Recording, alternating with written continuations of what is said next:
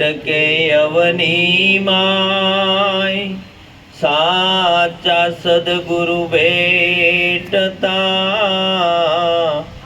જીવ શિવ બની જાય તો નિજ સ્વરૂપ જાણ્યા વિના પામ્યો દુઃખ અનંત સમજાવ્યું તે શરણે નમો સદગુરુ શ્રી ભગવન સદગુરુ મહારાજની. આપણે ક્યાંય પણ સત્સંગમાં ગયા હોઈએ તો એક જ શબ્દ સમજાય બધાને કે ગુરુ ગુરુ સિવાય બીજી કોઈ વાત કરતા નથી. ગુરુ તત્વ છે શું? ગુરુ કહેવાય કોને? કારણ કે જ્યાં સત્સંગમાં જઈએ ત્યાં કોઈ ભગવાનની વાત ન આવે, ગુરુની વાત આવે. एक ज पानी एक ज पथरा एक नावन का आरा एक मूर्त मैंने ऐसी देखी जिसका राम कृष्ण पुजारा पर में मत भूलो के मारा तमे प्रेम से जोई लो प्यारा. कारण के एक मूर्ति एवी थई के जेना थकी राम कृष्ण रामापीर सहजानंद जे कोई मूर्ति आ जगतनी अंदर प्रतिष्ठित छे जेने આપણે ભગવાન કહીએ તો એ કોના આધારે છે? તો કે એક સદગુરુના આધારે. સદગુરુ કોને કહેવાય? ગુરુ એટલે વિશાળ, ગુરુ એટલે મોટું, એનાથી પછી મોટું કઈ હોઈ શકે નહીં. ગુ નામ અંધારું, રૂ નામ પ્રકાશ, જે અંધારામાંથી પ્રકાશ તરફ લઈ જાય એ સદગુરુ. એની સિવાય વધારે કોઈ ગુરુની વ્યાખ્યા કરી શકાય એવું નથી, કારણ કે એનું વર્ણન જ થાય એવું નથી. સદગુરુ સિવાય આ જગતની અંદર કોઈ પણને જ્ઞાન નથી મળ્યું. અને જ્યાં સુધી જ્ઞાન નથી મળ્યું ત્યાં સુધી જીવનની અંદર અંધકાર છે, અને અંધકાર છે એ જ આપણું અજ્ઞાન છે. અજ્ઞાન જ્યાં સુધી ન હટે ત્યાં સુધી જ્ઞાન પ્રગટ ન થાય. પણ જ્યારે જ્ઞાન પ્રગટ થાય એટલે અંધારું ઓટોમેટિક વયું જાય. સૂર્ય ઉગે રાઠોડ કહે બાનું ભયો, દુનિયા ઉઠી નહીં અંધ. सूरज संदेशो न मोकले बतियू करजो बंद, राठौड़ कहे बानु भयो दुनिया उठी नहीं अंध. कारण કે સૂર્ય ક્યારે સંદેશો ન મોકલે હું ઉગવાનો છું. એ ઉગે એટલે અંધારું ઓટોમેટિક વહી જાય. એને કદાચ આપણે ગમે એટલું ઉલેસીએ તોય ન જાય. એક ગામ હતું ને, એમાં બધા મોટી મોટી ઉંમરના માળી રાત પડે અને અંધારું ઉલેસવા માટે જાય. અંધારું ઉલેસે ઉપડા ને એવું લઈને જાય, અને અંધારું ઉલેસવા માટે ઘરે ઘરનો વારો, 10 બેનનો વારો, એટલે ઘરે ઘરેથી દરરોજ જેનો વારો હોય એ જાય ઉલેસે. સવારમાં અંજવાળું થાય એટલે કે હાશ અંધારું ગયું, અને ઘરે આવે ને પાછા જે ઘરના કામ હોય એ કરે. હવે આવું કાયમ ચાલે ને એમાં ગામમાં એક દીકરાના લગ્ન થયા, દીકરાના ઘરે પુત્રવધુ આવી. હવે પુત્રવધુને કીધું કે આજે આપણા ઘરનો વારો છે ને હું જાઉં છું અંધારું ઉલેસવા, એટલે કે તમે નવા આવ્યા છો એટલે તમારે નથી જવું, હું જાઉં છું. કે માં તમે રહેવા દો, કે હું જાઉં અંધારું ઉલેસવા. અરે કે બટા તમારે નથી જવું. અરે કે મને આવડે છે અંધારું ઉલેસતા, તમે તમતાર મને જવા દો ને. એટલે આ બેન ગયા એટલે ઘરેથી એક દીવો લેતા ગયા. એના પિયરની અંદરથી આ દીવો લાવેલા, એ દીવો લેતા ગયા અને દીવાને બધાની વચ્ચે જઈને કે આજે આપણે અંધારું ઉલેસવાનો વારો છે, તો હાલો કે હવે હુપડા ચાલુ કરો. એટલે અંધારું ધીરે ધીરે ઉલેસાતું જાય. કે ભાઈ એવું કઈ કરવું નથી, તમે બધા શાંતિથી બેહો, મારી પાસે એક જુક્તિ છે, હું જુક્તિ કરું ને એટલે અંધારું ઓટોમેટિક વહી જાય અને અંજવાળું થઈ જાય. અરે કે એવું કેવું? કે આ તો અમે વર્ષોથી કરતા આવી છીએ, કે વર્ષોથી અંધારું ઉલેસીએ છીએ, તારી પાસે એવી જુક્તિ શું છે? એક દીવો કાઢ્યો, એને દીવાને પેટાવીને કીધું ફરતા ફરતા બધા બેહી જાઓ. બધા ફરતા ફરતા બેહી ગયા. હવાર પડ્યું એટલે અંજવાળું થવાનું જ હતું. અંજવાળું થયું એટલે આ તો તે સારું ગોત્યું, કે કાંઈ મહેનત કરવાની નહીં, અંજવાળું થઈ જાય. એમ સદગુરુ એવી કોઈ જુક્તિ બતાવી દે યુક્તિ બતાવી દે ને તો અંધારું ઉલેસવા જાય ને તો ઉલેસાય એવું નથી, પણ સદગુરુ જ્ઞાન રૂપી જો પ્રકાશ કરી દે તો અંધારું ઓટોમેટિક વહી જાય એવું છે. ગુરુ સિવાય આ જગતની અંદર અંધારું કોઈ મટાડી ન શકે. અને અંધારું જ્યારે મટી જાય પછી ગુરુ જેવું કઈ રહેતું પણ નથી. એક ડાલ દો પંછી બેઠા, કોણ ગુરુ કોણ ચેલા, ઉઠ જા હંસ અકેલા. કારણ કે જ્યાં સુધી બે એકબીજાને અનુરૂપ નથી થયા, બે એકબીજામાં ભળ્યા નથી, ત્યાં સુધી ગુરુ અને શિષ્ય જુદા છે. બરોબર છે? ગુરુ અને શિષ્ય ક્યાં સુધી જુદા છે? જ્યાં સુધી એકરૂપતા નથી થઈ ત્યાં સુધી. અંતર ભાંગ્યા વિના ઉભરો નહીં આવે પાનભાઈ, નહીં થાય હાચી વાત. આટી છૂટે જ્યારે અંતર તણી, ત્યારે પ્રભુ દેખાય સાક્ષાત. જ્યારે સદગુરુનું સ્વરૂપ ઓળખાઈ જાય ને એટલે ત્યાં પછી ગુરુય નથી રહેતા અને શિષ્ય પણ નથી રહેતા. પછી તો એક જ છે, બીજો છે જ નહીં. આ તો બીજો જાણીને બીતો ભરે, એક છતાં બીક કોની ધરે. રાખ હિંમત તું નિર્ભય થાવે, ગુરુ વિના તને કોણ છોડાવે. કારણ કે આ તો બીજો દેખાય છે ને એટલે બીતા ભરીએ છીએ આપણે. ઘાટ ઘડ્યા પછી નામ રૂપ જુજવા, અંતે તો હેમનું હેમ છે.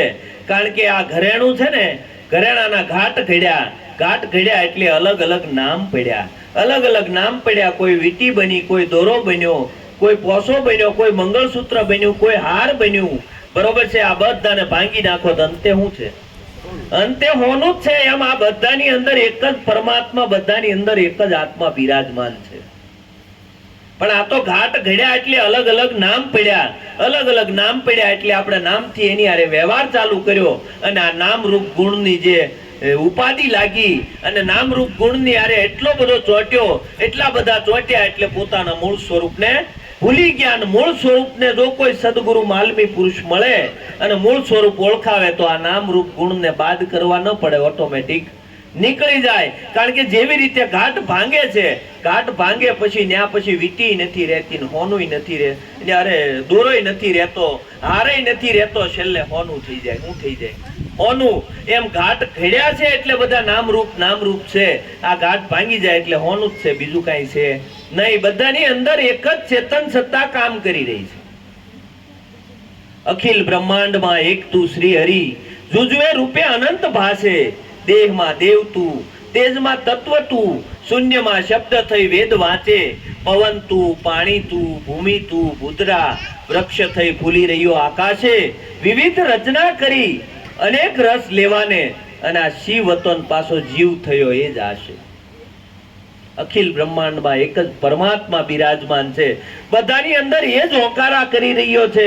પણ આ બોલે છે કોણ ને ક્યાંથી બોલાય છે એ ખબર પડે તો ખબર પડે કે આ ક્યાંથી બોલાય છે. શબ્દ કબીર સાહેબે તો ત્યાં એવી રીતે એ વાત કરી કે શબ્દ સબ કોઈ કહે, યહ શબ્દ વિદે, જીવ્યા પર આવે નહીં નિરખ પરખ લે. શબ્દ તો આખું જગત કરે છે અને શબ્દના ઢગલે ઢગલા પડ્યા છે. શબ્દ વિના કાંઈ નથી, શબ્દ જ છે ચારે બાજુ. પણ શબ્દ સબ કોઈ કહે, પણ સદગુરુએ જે આપણે શબ્દ બતાવ્યો ને એ વિધેય છે, એને કોઈ દેહ નથી. કારણ કે દેહધારી શબ્દને આપણે માનતા હોય ને તો એને કોઈ દેહ છે નહીં. સદગુરુએ આપણને જે શબ્દ બતાવ્યો ને એ વિધેય છે, એને કોઈ દેહ નથી. કારણ કે આ મુખમાંથી નીકળે છે ને એ વસ્ત્ર વાળો શબ્દ છે, આ ઘડાય છે. બરોબર છે? ક કલમનો ખ, ખ ખટારાનો ખ, ગ ગણપતિનો ગ. આ તો આમાંથી નીકળે છે ને એ બધા ઘાટ ઘડાઈને નીકળે છે. એ બધા વસ્ત્ર વાળા શબ્દ છે. જે કબીર સાહેબે કીધું એ વસ્ત્ર વગરનો શબ્દ છે, એને કોઈ વસ્ત્ર છે નહીં. અને એ આદિ અનાદિ થી ચાલ્યો આવે છે અને બધાની અંદર ચાલતો આવે છે. ઓમકાર ફાટ્યો નવખંડ ભયા, રસ્તા દિયા ભુલાય, કહે હંસા ધરમગીરી કો, હંસા કહાં જાકે સમાય. કારણ કે આ ઓમકાર છે ને આદિ અનાદિનો છે, આજકાલનો છે નહીં. આ શબ્દ મેન તમે બનાવેલો નથી. એવો શબ્દ સદગુરુએ આપણને બતાવ્યો છે. અને એ શબ્દ જ્યારે પોતાના અનુભવની અંદર આવે ત્યારે એને ખબર પડે, ઓ આ તો નિરંતર હાલે છે, આમાં કોઈ અંતરો છે નહીં. આ તો નિરંતર છે. આ અંતરો છે ને એ અંતરો તો આપણે જે મુખથી બોલીએ છીએ ને એ શબ્દમાં છે, ઓલા શબ્દમાં અંતરો છે નહીં. કારણ કે ઓમકાર બિંદુ સંકેતમ નિત્યમ ધ્યાયંતી યોગિદમ કામદમ મોક્ષદમ ચૈવ ઓમકારાય નમો નમઃ. કારણ કે ઓમકાર આદિ અનાદિનો છે, કોઈ બનાવેલો નથી. આ તો બધા શબ્દો મેન તમે બનાવ્યા. આ તો ગુજરાતીમાં બોલાય કનખ, ઇંગ્લિશમાં બોલવા જાવ શું બોલાય, હિન્દીમાં શું બોલાય, બધા શબ્દો અલગ અલગ બોલાય છે. ઓલા શબ્દને બધી જગ્યાએ એક જ બોલવો પડે અને એ બધાની અંદર એક હરખો જ હાલે છે. આ શબ્દની સદગુરુએ વાત કરી છે, જે નિશબ્દ છે, જેનો કોઈ શબ્દ છે નહીં. આ તો આપણે કહીએ વસ્તુ આવે ત્યારે બોલાય, વસ્તુ નહીં, વસ્તુ વગરનું નામ નિરખે એને જાણવો અનુભવીનો વિવેક. આ તો વસ્તુ વગરનું નામ છે અને બધાની અંદર રમી રહ્યું છે એવું નામ પ્રગટ છે. બધાની અંદર વસ્તુ નથી છતાં નામ છે. સોમવાર વસ્તુ નથી છતાં નામ છે. મંગળવાર વસ્તુ નથી છતાં પણ નામ છે. બુધવાર વસ્તુ નથી છતાં પણ નામ છે. કારતક માક્ષર પો મા ફાગણ ચૈતર વૈશાખ જેઠ ક્યાં વસ્તુ છે, છતાં નામ છે. ઈ કયું નામ છે? ઈ જે નામ છે ને ઈ શબ્દ સદગુરુએ આપણને બતાવ્યો છે. એક શબ્દ ગુરુદેવ કા તાકા અનંત વિચાર થકે મુનિજન પંડિતા જાકો વેદ ન પામે પાર. કારણ કે આ શબ્દ છે ને એમાં મુનિજનો અને પંડિતો પણ થાકી ગયા. વેદો પણ જેને નેતિ નેતિ કીધું કે અમે જે વાત કરીએ છીએ, અમે જે મુખથી બોલીએ છીએ, બ્રહ્મ એનાથી પણ પર છે. નેતિ નેતિ નેતિ, કારણ કે હું જે વાત કહું છું ને એનાથી પણ આગળ છે. કારણ કે આ જે શાસ્ત્રો આનો અનુભવ કરાવી શકે નહીં. કારણ કે શાસ્ત્રોની અંદર ગુરુજીની ગમ નથી.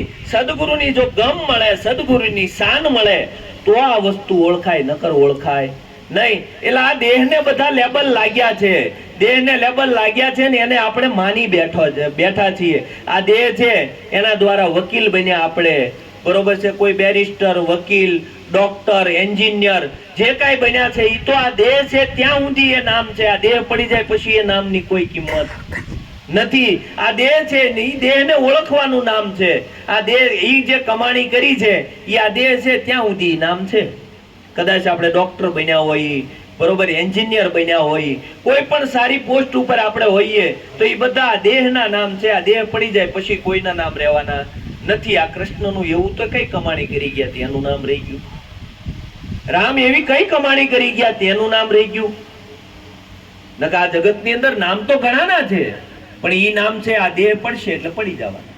દેહ પડશે એટલે દેહની સાથે ઈ બધા નામ વિખાઈ જવાના. પણ એક નામ એવું છે કે બધાની અંદર કાયમ માટે સદા સદોદિત રહેવા વાળું છે અને એ નામથી આપણને સદગુરુએ બોધ કર્યો અને એ નામ આપણને ઓળખાયું છે.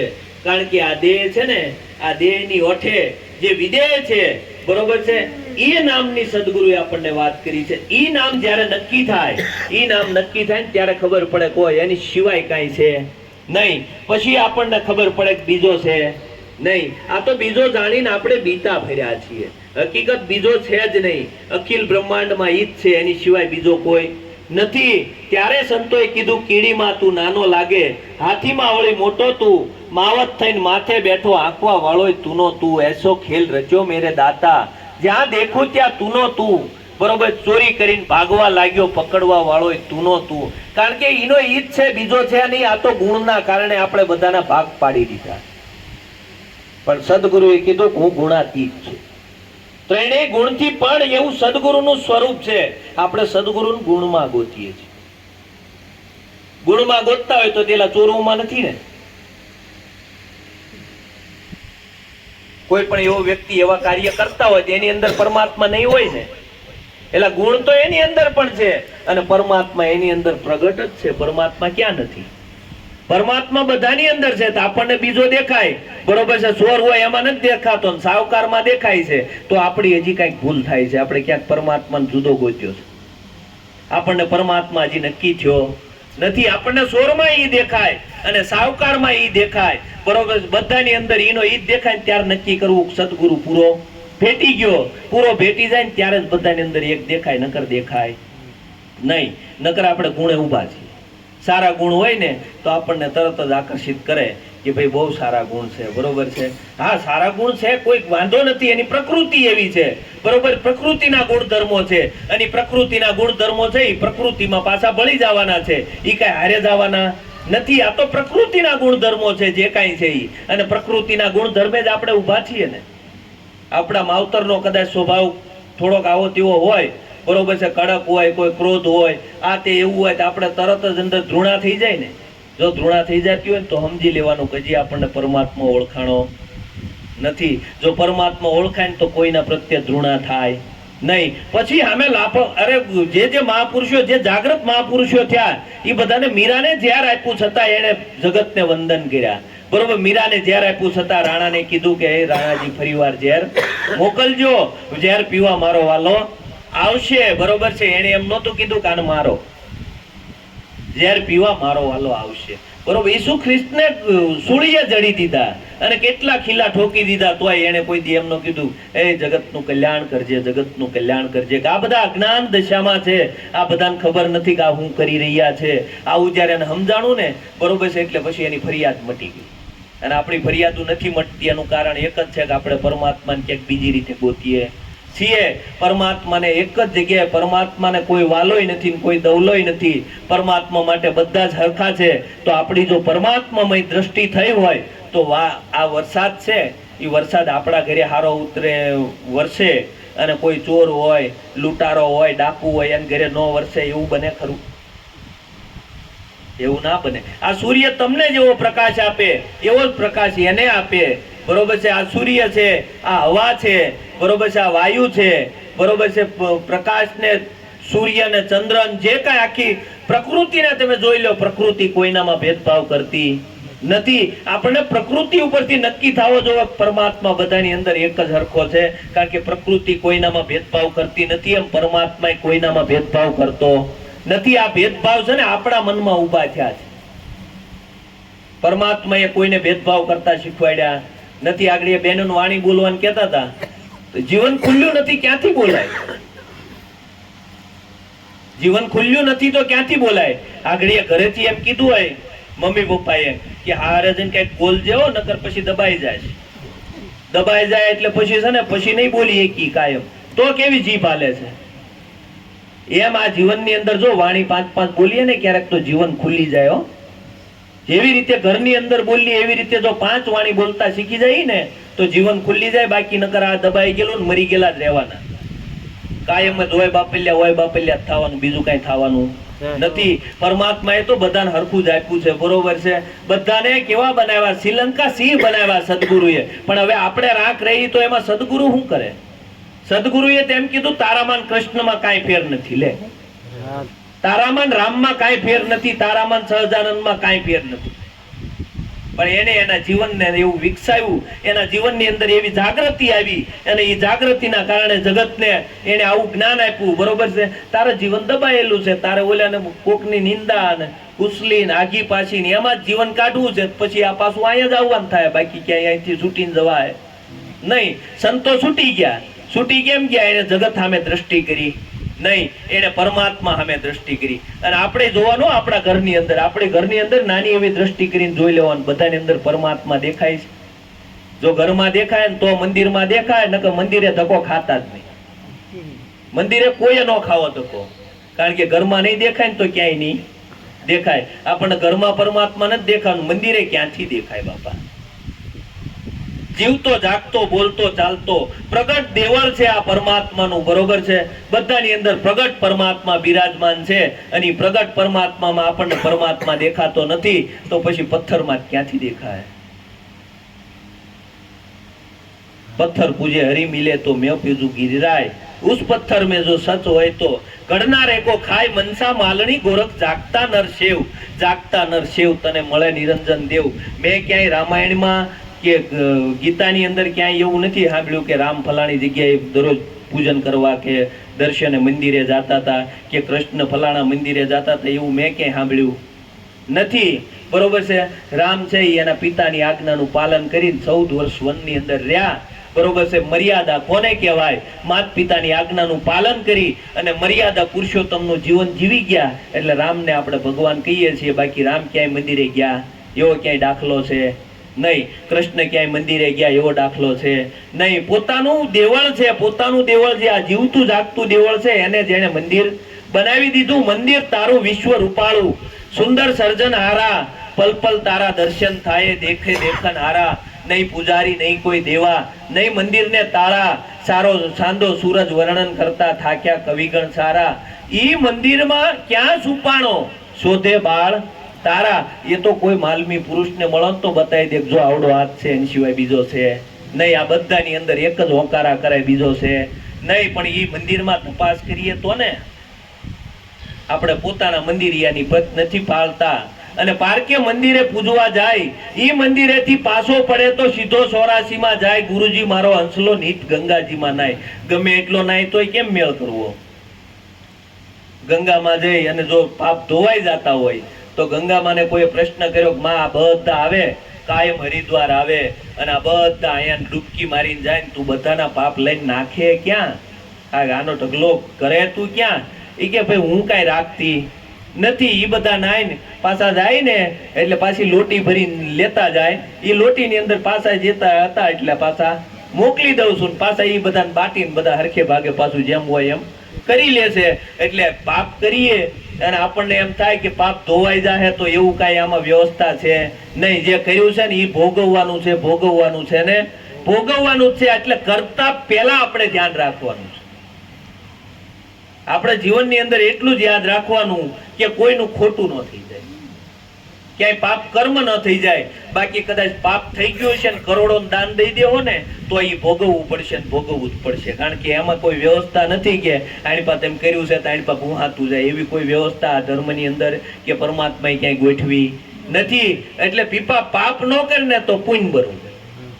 પીપા ભગત નામના સંત થઈ ગયા અને પીપા ભગતે એવું કીધું કે પીપા પાપ ન કરે ને તો પુણ્ય બરોબર. પીપા તારે પાપ નથી કરવું તો પછી તારે પુણ્ય કરવાની જરૂર નથી. એલા આપણે કઈક ઉશીનું લીધું જ દેવા જવું પડે. ઉશીનું લીધું નો જ દેવા ક્યાં જવું પડે?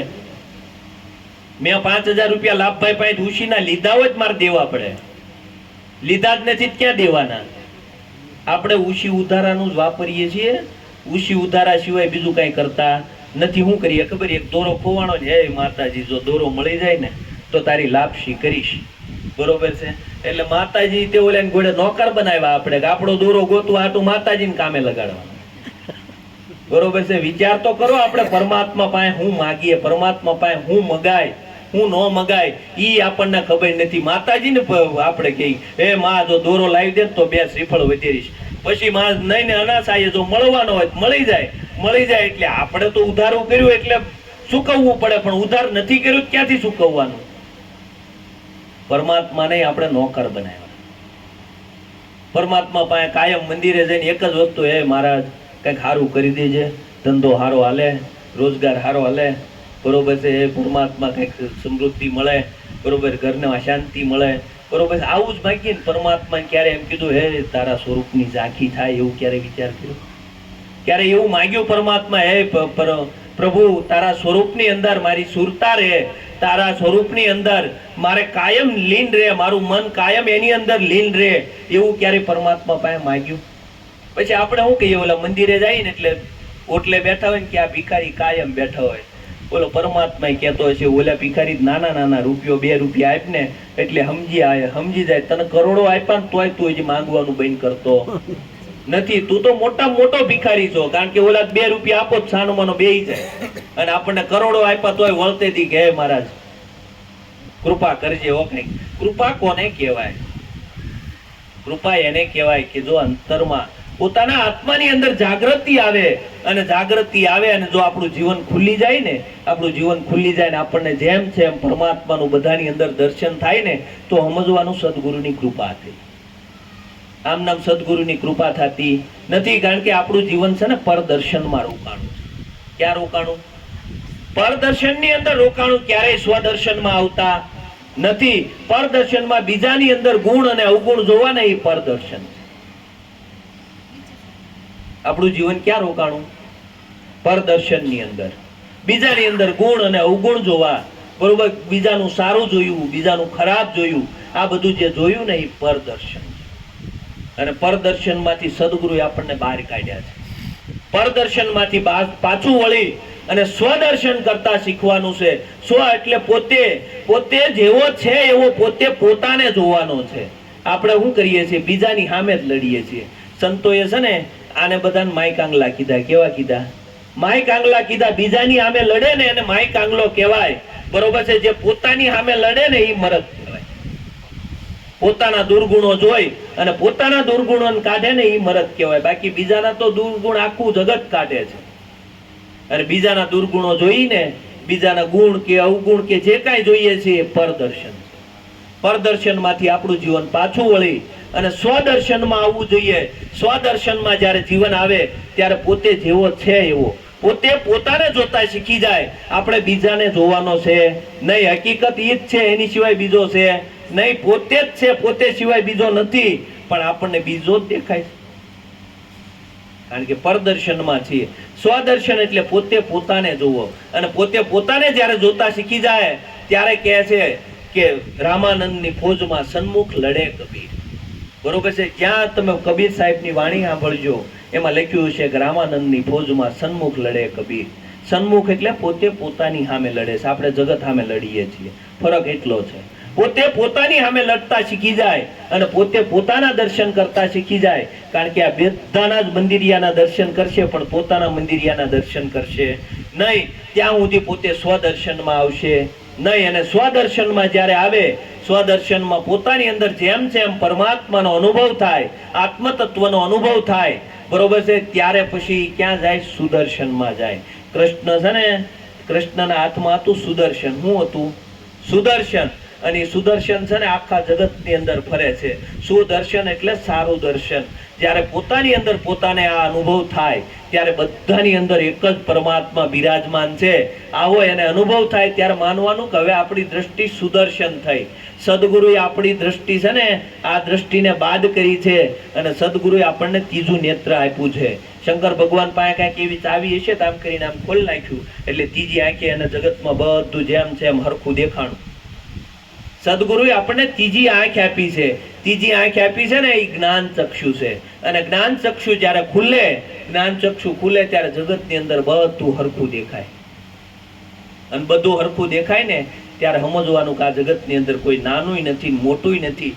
આવું જ્યારે દેખાય ત્યારે સમજવાનું કે આપણું સુદર્શન થઈ અને સમદ્રષ્ટિ આવી. સમદ્રષ્ટિ જ્યારે આવે પછી જગતની અંદર કોઈ પણ વસ્તુ આપણે કોઈને પણ નાનો મોટો ગણી શકીએ નહીં. આપણે એમ કહીએ ને કે કીડી નાની એવી, બરોબર છે, પણ કીડી ક્યારેક કેવું કામ કરી જાય ને એ આપણને ખબર નથી. આ જગતની અંદર કોઈને નાનું ગણી શકાય નહીં. એક હાથી હતો ને, બરોબર, એ હાથી રસ્તેથી નીકળે ને એટલે કીડીઓ ત્યાંથી નીકળે. હાથીભાઈ ક્યારેક અમારા લાયક કામ પડે જ કહેજો. આમ કરે હો. હવે ઓલો હાથી કે હવે હું આવડો અલમસ્ત પ્રાણી અને આ કીડીયું કાયમ કે અમારી જરૂર પડે જ કહેજો. બરોબર. હવે આને હું સમજાવું મારે? જો સદગુરુએ આપણને બોધ બતાવ્યો છે આ બધું સમ કેમ છે, બરોબર, આ હરખું કેમ છે, આ જગતની અંદર બધા એક જ છે, બીજો છે નહીં, બધા એક જ રૂપ છે, બધા સમાન છે, બરોબર છે, એની ઉપર આ વાત છે. એટલે કીડીયું કાયમ કે અમારા લાયક કંઈક કામ હોય કહેજો. અને હાથી વિચાર કરે કે હવે હું આવડું મોટું અલમસ્ત પ્રાણી ના કીડીયું કાંઈ નહીં, હાલ વહી જાય. એમાં એકવાર બન્યું એવું, હાથી હૂતો તો હોંડમાંથી કાકીડો ગરી ગયો. કાકીડો અંદર ગરી ગયો અને કોપરીમાં જઈને અંદર ટપકા મારે, બરોબર, હાથી ફૂફાડા નાખે, અંદર આમ માથું ફાટે આખું. અરે કે હવે આનું શું કરવું? માથા પછાડે કે આને કાઢવો કેમ, બરોબર છે. પછી એને યાદ આવ્યું કીડીયું કહેતી હતી જો પૂછીએ કાંઈક એનાથી કાંઈક થતું હોય તો. અને કીડીઓને કીધું કે ભાઈ આજ હું આ મુશ્કેલીમાં છું, તમારે લાયક કાંઈ કામ હોય, તમે જો કાંઈ આમાં મારી મદદ કરી શકો તો કરો. એ કે કાંઈ વાંધો નહીં, તમે છે ને થોડીક વાર શાંતિથી લાંબા થઈને હુઈ જાઓ, બરોબર છે, હોંડ આમ લાંબી કરો.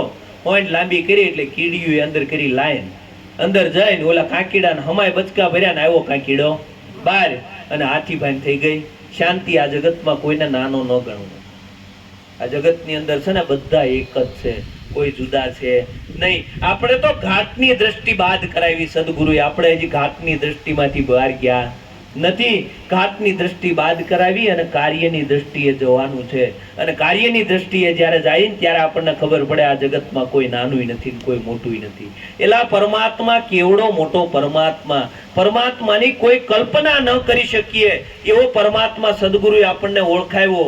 અને હજી જો આપણને આની અંદર પરમાત્મા ન દેખાય તો આપણી દ્રષ્ટિમાં ભૂલ છે, સદગુરુની કોઈ ભૂલ છે નહીં. આ તો પછી કેવું છે, કે ભાઈ જેણે જેવો દેખાણો ને એવો કીધો.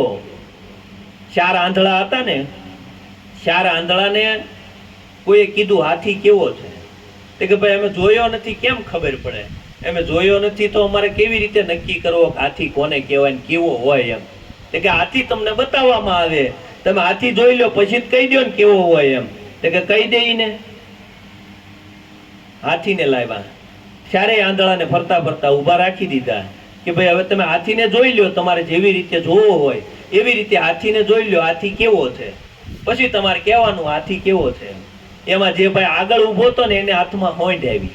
હોંઠ આવી એટલે કે આ તો કે હાંબીલા જેવો છે, નક્કી કરી લીધું મનમાં. થોડોક સાઈડમાં ઊભો તો એના હાથમાં પેટ આવ્યું. પેટ આવ્યું એટલે એણે કીધું કે આ તો ગોળા જેવો છે મોટો જબર. એણે એવું મનમાં નક્કી લીધું. વાંહે ઊભો તો એના હાથમાં પગ આવ્યા. પગ આવ્યા એટલે એણે એવું નક્કી કર્યું કે ભાઈ આ પગ જેવો, આ મતલબમાં એક થાંભલા જેવો છે. થોડોક સાઈડમાં ઊભો તો એના હાથમાં પૂછડું આવ્યું કે આ લાકડી જેવો છે, આવું નક્કી કરી લીધું. અને પછી 4 ને પૂછવામાં આવ્યું હાથી કેવો છે? પેલો કે ભાઈ ઈ તો જેના હાથમાં હૂંઢ આવી હતી કે હાંબેલા જેવો છે. બીજો બોલ્યો કે ના ના, હાંબેલા જેવો નથી, ગોળા જેવો છે, ગોળા જેવો. બરોબર? અરે કે ના ના, તુંય ખોટો છો. ઈ કે ગોળા જેવો નથી, એ તો થાંભલા જેવો, થાંભલા જેવો.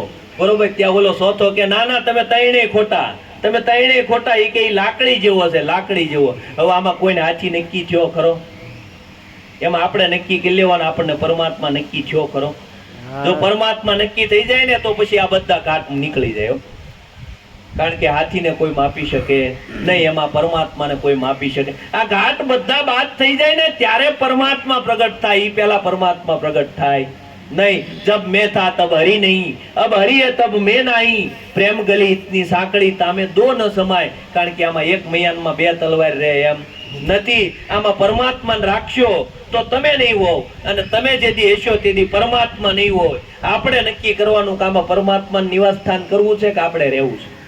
જો આપણે રહેવું હોય પરમાત્મા ક્યારે પ્રગટ થાય નહીં, અને આપણે મટીએ ને ત્યારે પરમાત્મા પ્રગટ થાય. આ તો મટવાનો માર્ગ છે ભાઈ. જો મટી જાય ને તો કામ થઈ જાય એવું છે. મટવાનો માર્ગ છે.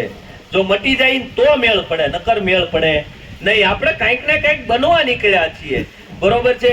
એલા જે કઈ આપણે તો કંઈક ને કંઈક આપણી સારી કળા હોય ને, તો એ કળા ને તે આપણે અહંકાર હોય. આપણને સારું ગાતા આવડતું હોય તે આપણને એમ થતું હોય ગો, એલા એ તો પ્રકૃતિનો ગુણ છે, તને સારો પરમાત્માએ આપ્યો છે, બરોબર. તો એનો અહંકાર કર્યા જેવો નથી. આપણને કંઈક સારી કલા આવડતી હોય તેનો આપણને અહંકાર હોય, બરોબર છે. પરમાત્મા એ છે ને આવડા ગુણ ને બાદ કરાવ્યો. શેને બાદ કરાવ્યો? આ જે નામરૂપ ગુણ વાળું જે જગત છે ને એને બાદ કરાવ્યો. તારી અંદર ગમે એવી આવડત હોય, બરોબર છે, આ પરમાત્મા થકું છે, બાકી તારી કોઈ છે નહીં, બરોબર છે. આ નામરૂપ ગુણ વાળું જે જગત છે એ જગત ને બાદ કરાવ્યું છે. આપણી અંદર ગમે એટલી આવડત હોય, ગમે એવા સારા ગુણો હોય, એ તો પરમાત્માના છે. કોના છે? પરમાત્માના છે. એ પ્રકૃતિના જે ગુણો છે એ પ્રકૃતિના ગુણોને પરમાત્મા એ બાદ કરાવ્યો કે એને તું બાદ કર. કારણ કે આની અંદર પરમાત્માનો ભાગ અને પ્રકૃતિનો ભાગ, બે ભાગ પડ્યા છે. આપણે નક્કી કરવાનું છે કે આપણે પરમાત્માના ભાગમાં રમીએ, પ્રકૃતિના ભાગમાં રમીએ. આપણને જે દેખાય છે ને પ્રકૃતિનો ભાગ, અને નથી દેખાતો ને પરમાત્માનો ભાગ છે. લ્યો, આ નથી દેખાતો ન્યા આપણે કેટલું રોકાણા, આ નથી દેખાતો ન્યા રોકાણા ને એટલું પરમાત્મામાં રોકાણા, બાકી બધું જગતમાં જ રોકાણા.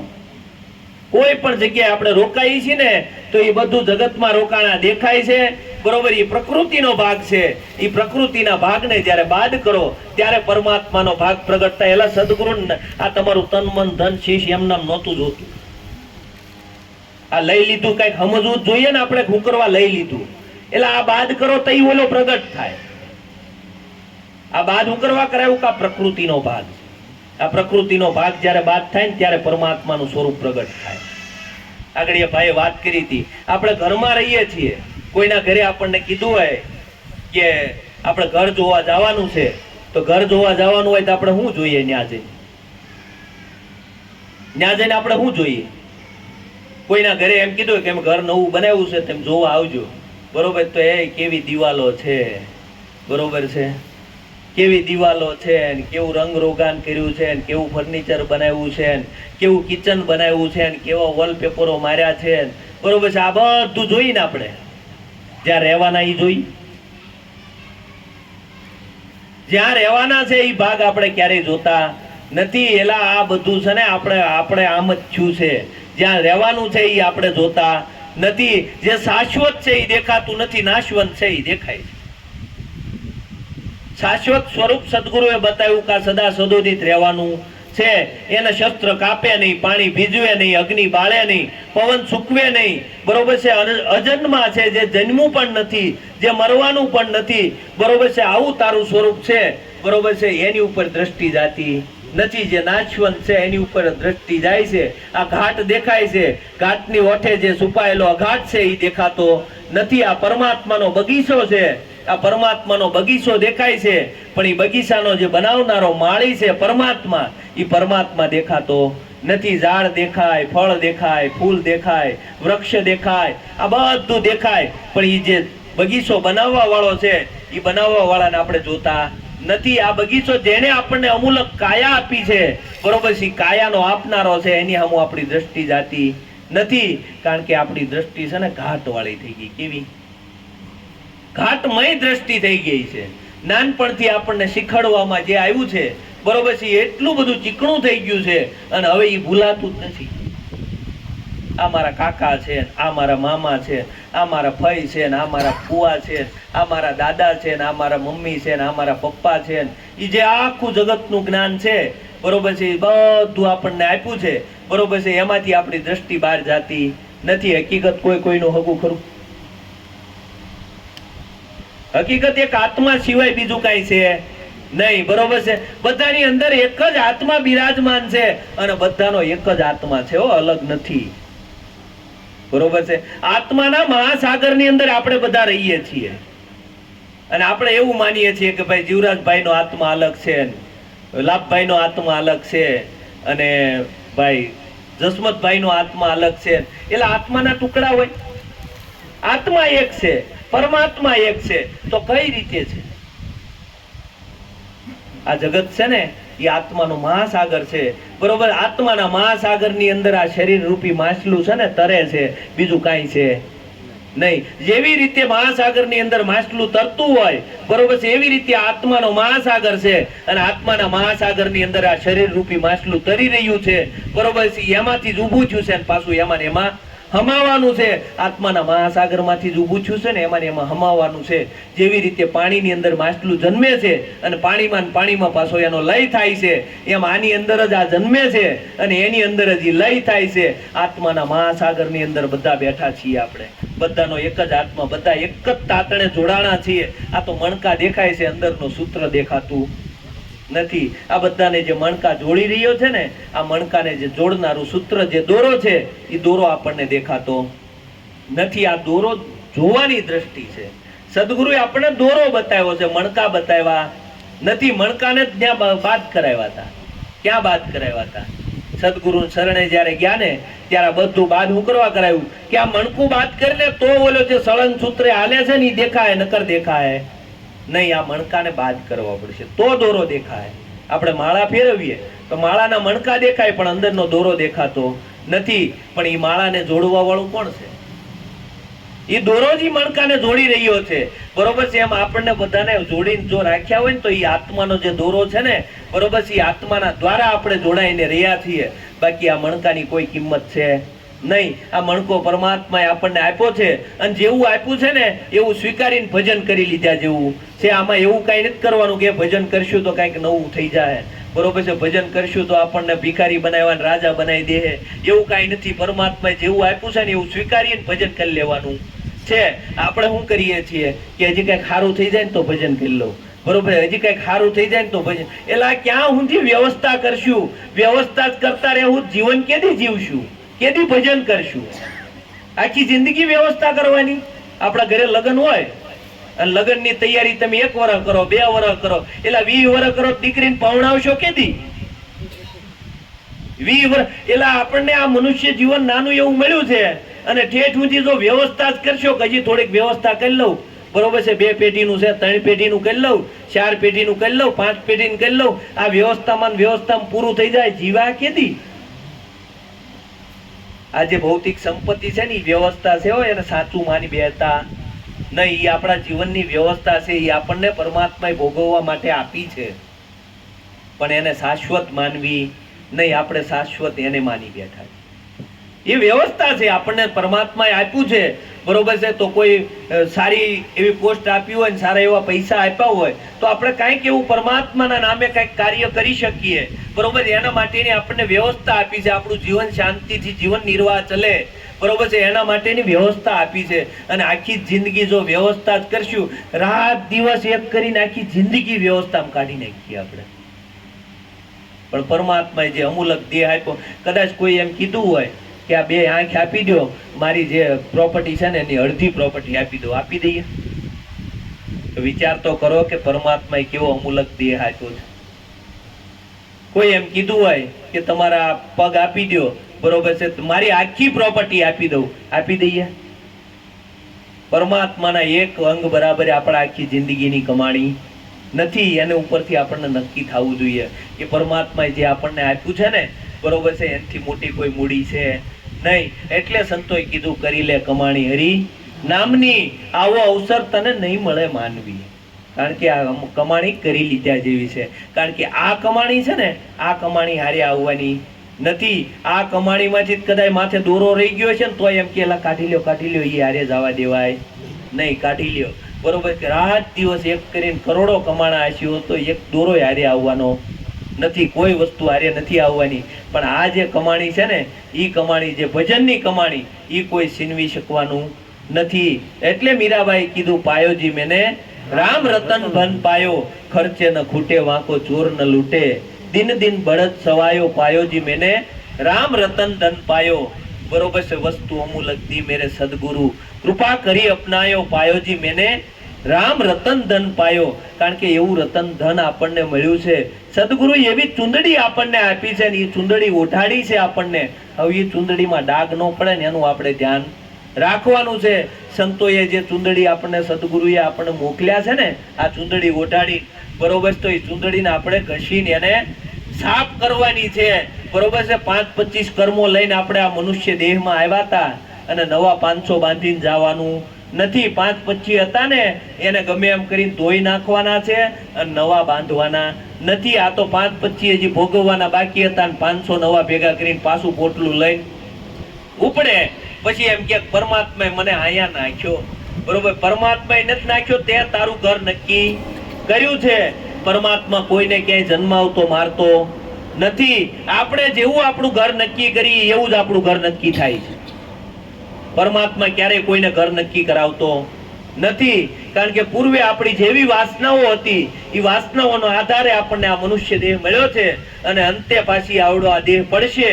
અને જો વાસનાઓ રહી ગઈ તો એ વાસનાઓના આધારે પાછો આપણને દેહ મળવાનો છે, બરોબર છે. એમાં પરમાત્માનો કોઈ વાંક નથી. આપણે જેવી અંદરમાં રહી જાય ને એવું જ આ પરમાત્મા આપણને દેહ આપવાનો છે. પછી આપણે શું કહીએ, પરમાત્માએ આ નાખ્યો. પરમાત્મા કોઈને જન્માવતો મારતો નથી. પરમાત્મા કોઈને સુખી પણ નથી કરતો, પરમાત્મા કોઈને દુખી પણ નથી કરતો, પરમાત્મા કોઈને કાંઈ નથી કહેતો. પરમાત્માનું કામ કેવું છે, જેવી રીતે આ પવન આવે છે એવું. આ પવનમાં બેઠા બેઠા આપણે ભજન કરીએ તોય પવન એમ ન કે તમે આ ભજન ન કરતા, અને આ બેઠા બેઠા જુગાર રમી તોય પવન એમ ન કે તમે આ જુગાર નહીં રમતા, હું પવન નહીં આપું, બરોબર છે. પરમાત્માનું કામ એટલું છે. પરમાત્મા ખાલી નિમિત્ત છે, ખાલી જોયા કરે છે, બરોબર. દ્રષ્ટા ભાવે જોયા કરે. તમે જેવું કરશો એવું જ અંત સમયે આવશે, અને અંત સમયે જેવું આવશે, આશા ને વાસા, મતિ એવી ગતિ અને સુરતા ને મુકામ. અંત સમયે જેવી વાસનાઓ હશે, જેવી મતિ થાય, જેવી ગતિ હશે, જેવી મતિ આપણી અંત સમયે જાય, એવો આપણે દેહ ધારણ કરીને પાછું આવવાનું છે. એટલે આપણે વિચાર એ કરવાનો છે કે આ મનુષ્ય દેહ મળ્યો છે તો હરિભજન કરી અને આશા તૃષ્ણાની નદીઓની અંદર જે આપણું જીવન વહી જાય છે એની અંદરથી કાંઠે આવી બહાર નીકળી અને કંઈક પરમાત્માની સામે જો દ્રષ્ટિ જાય અને પોતાનું જીવન જો સુધરી જાય, બરોબર છે, તો કામ થઈ જાય એવું છે. આ તો આપણે શું કરીએ, છેલ્લે પછી ફળ નાખી દેવાનું હોય ને કે હવે પરમાત્માને અર્પણ કરી દો, બરોબર, પુણ્ય થાય. અથવા કોઈ ભિખારી આવે કે દાન કરી દો, પુણ્ય થાય, બરોબર. એટલે નાખી દેવાનું હતું ત્યારે છેલ્લે હાથ નહીં કામ કરતા હોય, પગ નહીં કામ કરતા હોય, આંખું નહીં કામ કરતી હોય, બરોબર, તેમ સત્સંગમાં તે કે ઈ તો ગઢિયાને જ જવાય, બરોબર છે, કે ઓલું નકામું થઈ ગયું ને, આ જાઓ કે, બરોબર, હવે આને મોકલાય. ઓલું તાજું ફળ છે એ પરમાત્માને અર્પણ કરતા નથી. હકીકત પરમાત્માને તાજું ફળ અર્પણ કરીએ, અને તાજું ફળ જો પરમાત્માને અર્પણ થાય અને નાનપણથી જો આ ભક્તિ ઉગી હોય તો અંત સમય આવે ને ત્યાં સુધીમાં ચોખ્ખું થાય. નકર પછી છેલ્લે 5 વર્ષ હોય ને ભજન કરવા જાય, ભજનમાં કઈ ખબર પડે નહીં, બરોબર છે, આમાં કઈ ચોખ્ખું થાય નહીં, ચોખ્ખું થાય નહીં, પછી કે હવે માને હેરાન થઈ ગયા, બરોબર. પણ એ આખી જિંદગી બિચારાને બળ કરાવ્યું, બરોબર છે, અને પાકા ગળે હવે કાંઠા ચડે નહીં. આ તો પાકા ગળા છે, બરોબર, પાકા ગળે કાંઠા ન ચડે, બરોબર છે. કંઈક જો આપણને પરમાત્મા એ સદગુરુએ આપણી ઉપર કૃપા કરી હોય તો ભજન કરી લીધા જેવું છે. કારણ કે પરમાત્માના નામે, ભજનના નામે જો તમે 2 કલાક વાપરીએ છે ને તો એ પરમાત્મા અનંત ઘણું કરીને આપશે. આપણને વિશ્વાસ ન હોય તો જોઈ લેવું કે તમારા ભાગ્યનું હશે ને એટલું જ તમે ભોગવવાના છો. ભાગ્યનું નહીં હોય તો તમે ભોગવી શકવાના નથી. તમારી પાસે કરોડોની સંપત્તિ હશે, પણ જો તમારા ભાગ્યમાં નહીં હોય તો એક પુત્ર એવો આવશે ઋણાના બંધને, અને બધું જ 6 મહિના વરદીમાં ખલાસ કરીને વહી જાહે. કારણ કે આપણા ભાગ્યનું નહોતું, અને કદાચ આપણે ભજન કર્યું હશે, અને એક પુત્ર એવો આવશે ને કાંઈ નહીં હોય ને તો એ કરોડોપતિના આસામી બનાવીને આપણને બિહારી દે. એ તો પરમાત્માના હાથની વાત છે, આપણા હાથની વાત છે નહીં. આ તો ઋણાના બંધને સૌ મળ્યા છીએ. ઋણ પૂરું થાય એટલે કોઈ અહીંયા ઊભું રહેવાનું નથી. સૌ ઋણાના બંધને મળ્યા છીએ. આપણને ક્યારેક વાતમાં કોઈની વચ્ચે વેર થઈ જાય તો આપણે એવું માનીએ કે ફલાણા ભાઈ આપણને ઝઘડો કરાવ્યો એટલે વેર થઈ ગયું. ના ભાઈ, ઋણ પૂરું થઈ ગયું. ઋણ પૂરું થાય પછી આ જગતની અંદર કોઈ ઊભું રહેતું નથી. એલા 2 હગા ભાઈ હોય અને જ્યાં સુધી ઋણ હોય ત્યાં સુધી હારે રહે છે.